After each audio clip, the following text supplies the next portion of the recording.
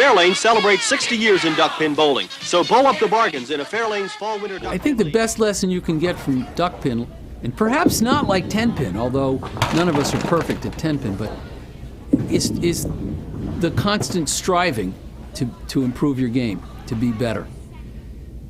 And with duckpin, it's a limitless.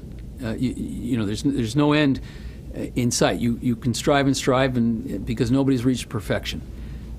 Like a pitcher wanting to have a 0 ERA or a batter wanting to have 1,000 batting average, you really will make the Guinness World Book of Records if you ever hit a perfect game, because nobody's done it. Duckpins, there's never been a 300 game. And as far as I'm concerned, there probably will never be one. I don't think in a lifetime it'll ever be done. Never happened. I don't believe it'll ever happen. Because all it takes is one bad ball. There are too many ways not to get a strike. And you need strikes to roll a perfect game. But you need to make your spares.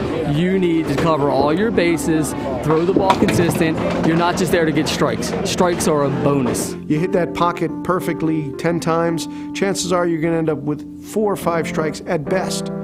10-pin bowling has seen its share of strikes. More than 56,000 perfect games were rolled in 2006 alone. That's enough to ruffle the feathers of any duckpinner. It is empirically unfeasible to achieve that kind of success in duckpins. In fact, you're probably more likely to get shot by a man-eating jackrabbit in the Mojave Desert. I have. I've shot rabbits out in the Mojave Desert, hunting for coyotes. But a 300, it's as legendary as the Holy Grail. That's 12 consecutive strikes, 12 dead-on pocket hits, not one pin left standing. 4 strikes in a row, it's a huge thing. 5 strikes in a row, or like, wow, people are going to stop and watch. 6 strikes in a row. But you're talking 6 strikes in a row being, in duckpins, a remarkable start, and you're only halfway there. I think the part of the game is that you can be perfect, but because of the difference in the pin action and the turns on the ball that we can't measure, the difference in the lane, it may not turn out perfect. Let's see, I started bowling in 1969. Can't believe it's been that long. My very first game was a 23. I remember that. The most pins I ever knocked down on the first ball was 5. My high game, I bowled it over here on lane 7 and 8. I bowled 224. And that's the highest I've ever seen. My high game is 262. 243. 241. 247. 214. Lifetime, probably 187. Highest game ever thrown, 236. Only 236. I hold the world record, which was a 279, which I bowled on, I believe it was March 5th, 1992, at Tebow Lanes in Newington.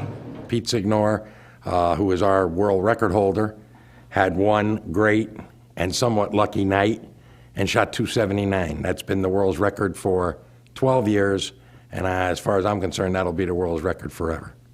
I was using my ex-wife's bowling balls and decided to switch balls. I proceeded to throw 9 strikes in a row and 9 drop, and it was like, it was amazing. I think if somebody gets 6, 7 in a row out the gate, mentally, you have to be a rock.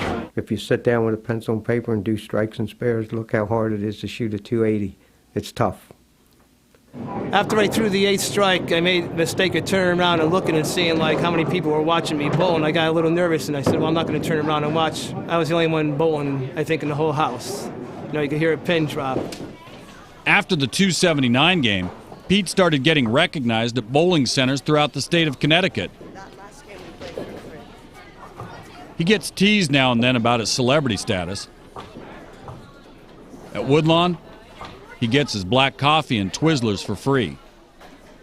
Oh, I'm a very superstitious bowler. I mean, one night after bowling really bad at the T-Bowl, I was so angry at myself for bowling. I had such a tough night that on the way home I threw the ball in this farmer's field, and the next day I went to go look for it, couldn't find it. So it's one of the balls I used for the 279, but I still have one left. But despite the hopeless shadow 300 casts on duckpin bowlers, there's still something poetic, something beautiful about their struggle.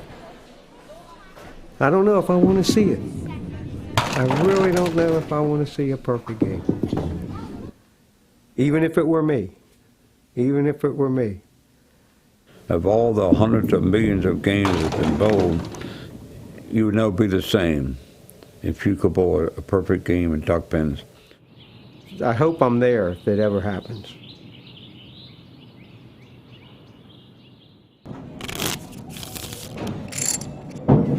The remarkable thing about duckpin bowling is that it's not just a sport. For many people, it's everything. There's been 2 weddings here inside the Woodlawn. There was a wedding here. My sister, as a matter of fact, Laurie. And it was probably one of the nicest weddings I've ever attended. But I'd never tell her that. Yes. And 8 people have left this world for the bowling alley in heaven. A gentleman by the name of Mario Lupoli, I'll never forget Mario. He was like 110 average. We were bowling him on lane 7 and 8. The first game he bowled 182. The second game he bowled 171. And he got up for the third game, and he threw down on alley 8, and he threw a strike in the first frame. I was sitting right on the bench in back of 7 next time he came up, and he threw down on alley 7, and he left a 9-10 split. I remember it like it was yesterday. He picked up the ball, he went back on the approach, and I was sitting directly behind him. Just fell right back, right into my lap. He was gone. But there's never been a birth in the Woodlawn. And I've had a couple of very expecting mothers here, and I've begged and pleaded with them to, have a seat on the couch and, see what we can do about having a birth here, but it has yet to happen. My father owns a bowling alley, and I was 3 years old when I started bowling. I identify myself as a bowler, and that's what everything's connected to. People ask you what you do and what you like to do. My first thing would be to say that I'm a duckpin bowler.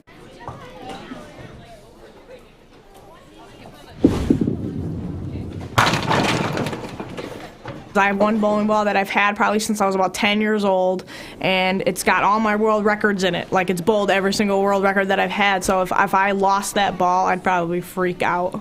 If there was one thing, if my car got stolen or something, just please leave the bowling balls.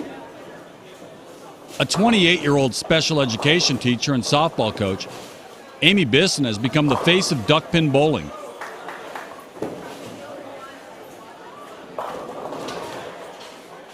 She carries an unthinkable average of 151, has 8 Pro Tour victories, and has been the #1 ranked female bowler the last 5 years.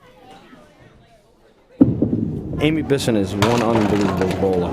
It's just unbelievable. She could beat, I think, anybody you throw at her. She's like a machine. I mean, she just keeps rewriting the record book. We once had a combined tour where the women were in the same bowling establishment as the men. And in the 8-game qualifier, the women bowl 8 games, the men bowl 8 games. She beat us all. She beat us all. She's our Tiger Woods, really. Amy is our Tiger Woods. It's been a good ride so far. I think that I've been blessed with a talent that I'm not really sure. It's really hard to explain, how it all happened and why. People ask all the time, how are you so good, or what do you do? Do you practice all the time? And it's kind of like, I don't know. God just chose me to be able to duckpin bowl.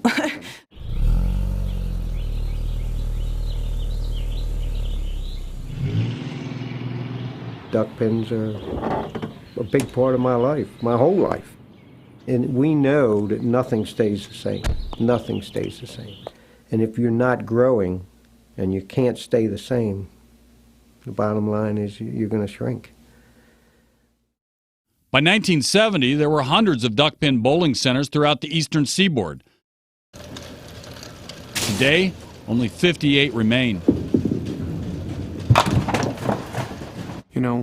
There hasn't been anybody opening up a new duckpin lane in 30-plus years. Some of the old proprietors are tired and they don't want to run it anymore. The kids don't want it, so they sell it and they take their lanes out and tear the whole building down just for the location. And when you're bowling and paying $3.50 to $5 a game, and you're taking 1,000 square feet per lane, I mean, all of a sudden somebody walks up and offers, it's like, wow, how can you turn that down? Duckpin bowling or 10-pin bowling period will never be the same it was back in the 50s and 60s and middle 70s.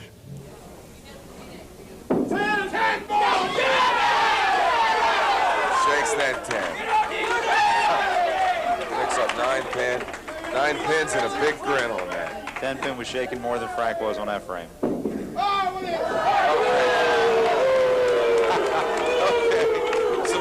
Some good-natured booing, if that's possible, from the fans.